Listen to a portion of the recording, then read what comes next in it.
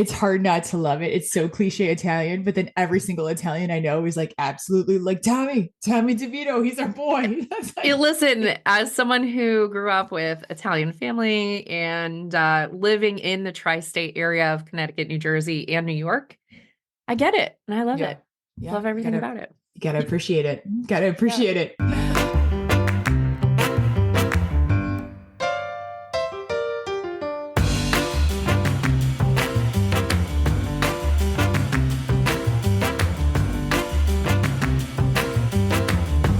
We have two stories we wanted to bring to everybody's attention today that might be a little bit off the beaten path, but we think you Yeah. should know about them. One that's super fun before the holidays, and another one that's just one to watch. So, Mel, what are you covering today?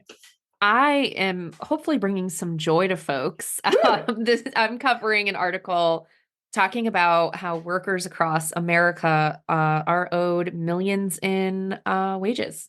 Yeah, listen, cash money, no, not a problem ever. Let's No. definitely hear about that. And I'll be covering Gallup's State of the Workplace report Ooh, that they just launched. Yeah, it's basically all the sentiments around how employees are feeling about work. I love it. Yeah. All right. So Okay. let's get into it. Exciting. All right. Well, I will jump in here. I was reading an article online from CBS Miami and Miami Herald.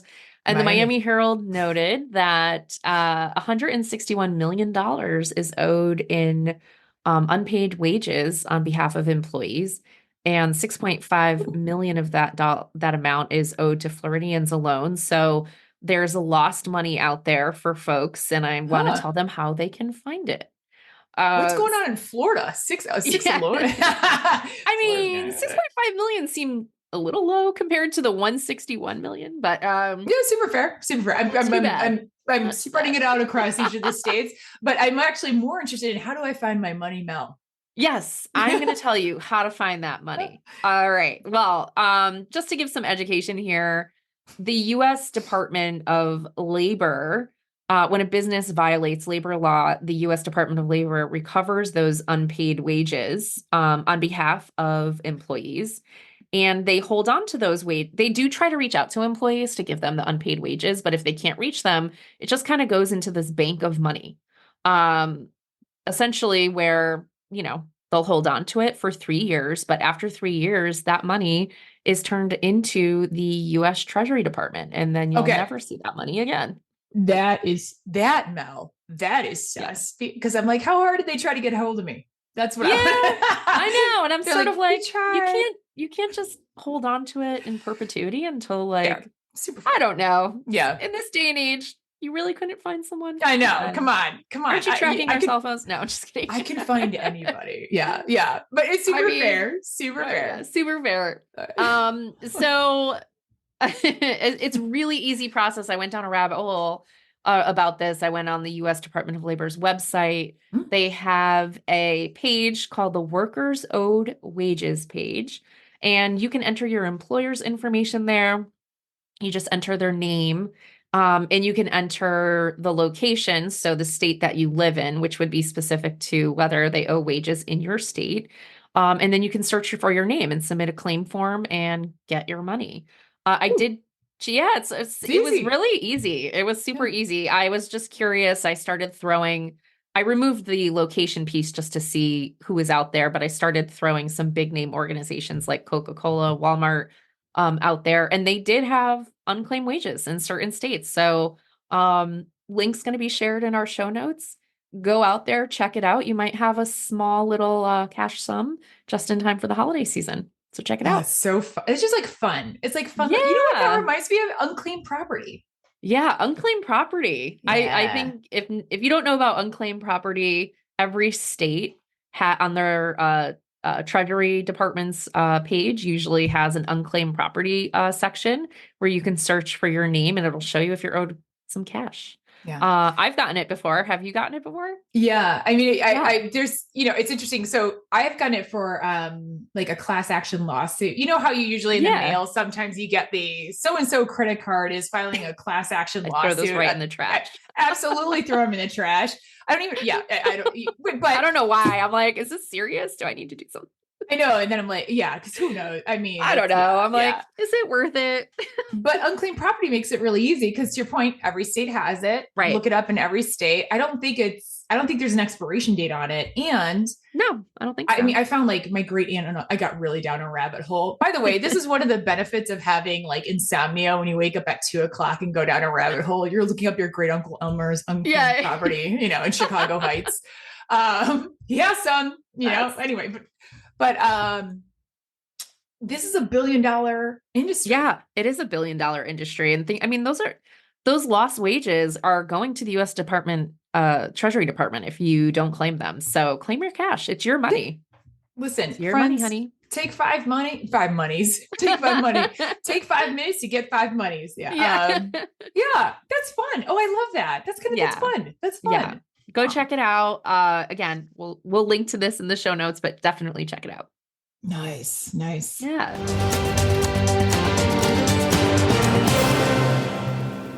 Yeah. So Gallup is an organization that is massive into research. They do this state of the global workplace report every single year. And it's typically like a look back, right, on the last year.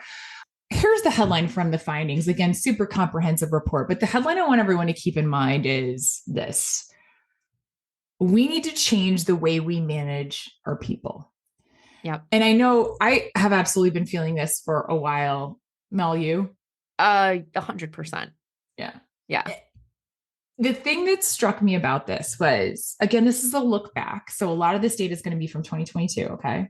But the thing that strikes me about this is this data may be getting worse since we all have discovered mass layoffs. So I'm going to break this down for you in terms of pros and then some things that I think we all need to look at. So this might take me a minute, but it's really good data for all of you to have.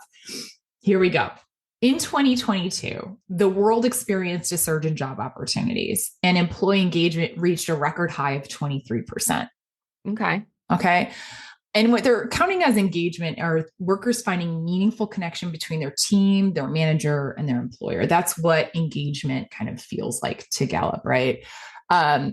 So again, more job opportunities. We had a surge in 2022 and people felt more engaged than ever at that 23%. Yeah, that makes sense. Sound about right? Okay.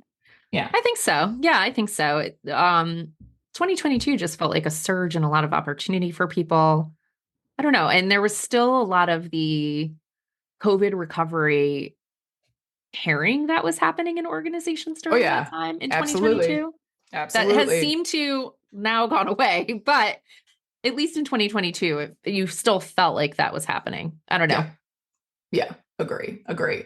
Those are some pros. Okay. And keep in mind that this data that I'm about to talk about is during that surge. Okay. So this is what's going to be really interesting. Okay. So let's talk about some of the things that were in addition to this surge and in addition to this high engagement, there were some other things going on. For instance, employee stress remains at record high with 44% of employees saying that they experience a lot of stress the prior day. Oof. So you've got engagement slightly ticking up, stress coming way up. Yeah. Stress has also been on the rise over the last decade. And what they found is really interesting. You know what the number one reason for stress for workers? No, what? What is it? It's not the work, it's their manager. Oh, I believe it. If you get stuck with a wrong manager or someone who's not a great leader, that really impacts your mental health and your physical. I mean, it impacts everything. Yeah. Something that we don't talk about a lot when you're looking for jobs is, are you sure you really want to work with the manager that's hiring you? Yeah. Because they can make your life a dream or a living hell. And now the data is here that supports it, that managers outsized influence on someone's stress at work. Yeah. In fact, it's 3.8 times more influence on an employee's stress than even things like work location. So we see a lot of things coming out about stress around people having to go back to work. It's what causes even more stress is if your manager is shitty. I'll speak for a personal example. When I did a commute that would take me almost 4 hours a day, 2 hours there, 2 hours back. But I loved what I was doing. I loved the team that I was working on, and I loved the leader that I worked with. So that commute Was it a tough commute? Yeah, but I also believed in what I was doing, so it made it much easier. It wasn't like I was ending my day super stressed. So I can believe that. Yeah. Yeah. If Yeah. you're really engaged and if you have Yeah. someone that you love to You work feel with, good. Yeah, you you feel good feel about good. work. Yeah, It makes a big difference. absolutely. So again, this is a look back. We're at 44% of stress. We know managers are the number one culprit here in management and leadership. Some of the impacts of this, again, before all this layoff conversation, Mhm. 6 in 10 employees are quiet quitting. 6 in Oh, I 10 believe actively it. looking. Yeah. Yeah, I believe it. So like you take into account all these The organizations doing mass layoffs, layoffs, this number is going to go up. Guarantee it. it's really going to go up. And Yeah. then also take into not just layoffs, but I think attitudes from CEOs that have been making headlines lately. Like I'll just give it the recent Wayfair CEO to calling their workforce late, like they can't be lazy, even though they're making record revenue. It's in the way they're being treated from the top down, which influences the culture, right? So Yeah. interesting to see how this Yeah. pans out. Yeah, I mean, 2023 has been dubbed sometimes this year of efficiency from a lot of these organizations that overhired, quite honestly, Yeah. made some bad business decisions. And it's been very interesting to see the tone go from, we love you, you're everything, to you guys are lazy. And now we need to Yeah, fire you. it sounds like an abusive relationship. A little bit, little bit. Yeah. But the thing here is, you've got these employees that are quiet quitting for a lot of different reasons, Okay. for the stress, because the culture isn't there, right? Sometimes it's pay and benefits, 6 in 10. And this even at 6 in 10, right? If you look at the financial impacts of it, it's major because it's costing the economy globally 8.8, not million, not billion, but $8.8 trillion a Oof. year, or 9% of global GDP. Yikes. Yeah, This is shit that's turning it on its axes.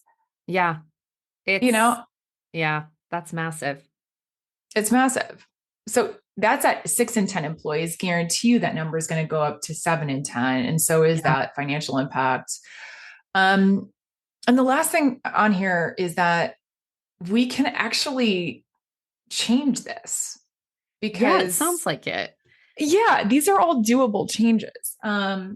Because what they're saying is a lot of employees, they were asked, what would it take to change at work to Okay. reduce this stress, to not have you quiet quit? You want to Okay. guess? Um, more care from their leader. Yeah. Yeah. Oh, I'm You're right right. on. Yeah. Yeah. Well, you're Okay. right on. Yeah. So the overwhelming majority said, listen, at 41%, this engagement from my leader and this culture needs to change. So engagement and Yeah. culture at the very top.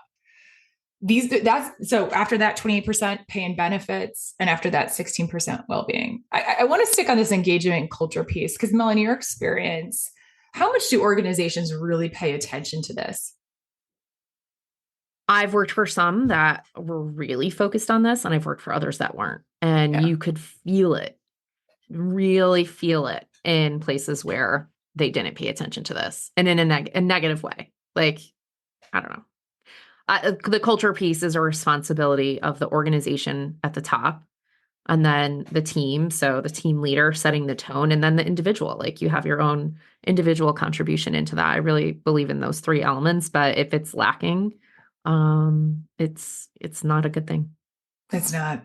And I think it's really, if you're wondering if your place of work has great culture or engagement, I know a few things you can check. And then, Mel, I'm really curious because, again, 41% of people feel like we need to switch this. Again, I think Yeah, after these mass layoffs, this number is going to go up. right. But one thing, I know we talk about this, but check out what people are saying on Glassdoor. That's absolutely something because people will, give Yeah, you some very candid information there. I also think if you're not, as an employee, if you're not clear on what the culture is, or if you're not clear on things like what the values are, and if you don't feel like those values, even if they are clear, are lived out every day yeah, in the behaviors of your leaders, yeah. I think your company or your organization has some work to do.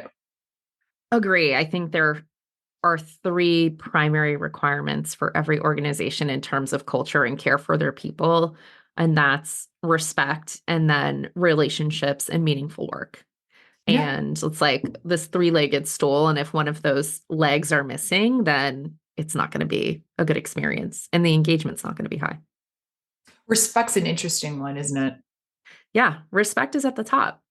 Like treating your people with respect, trusting, giving them the autonomy to do their work, not micromanaging. I think there's an interesting element to me where you're seeing a lot, especially in the news today, going back to the CEO stuff, which that's at the organization level. So from the top down, if you're getting messaging calling their workforce lazy or telling them to stop complaining, that Miller Knoll CEO No, from a Miller few Nielsen. years Yeah. there's Yeah. plenty of examples of this, right? Which is Yeah. horrible to even think about. But man, if that respect piece is missing, oof, Yeah. you know? Yeah. It's really interesting to look at. Yeah, I keep coming back to the headline, which is we need to change the way we manage people. absolutely. And I can full on say the way we managed people 5 years ago is not going to work today. It won't. It can't. No, it can't. And there's so many more expectations on leaders today because of how things have changed. You're dealing with not just the deliverables that you need to put out for the organization. When you're a leader, you're dealing with people. So it's not just about the work, it's about the humans that are involved, and they are human beings. So there are things happening in their worlds outside of work that are impacting things. They don't need to share that with you. But hopefully you have a good enough relationship as a leader, if something's going on, that they can come to you, feel comfort in knowing that you're there to support them if they need like any exceptions or things that are going to help them out to get through whatever they're dealing with outside.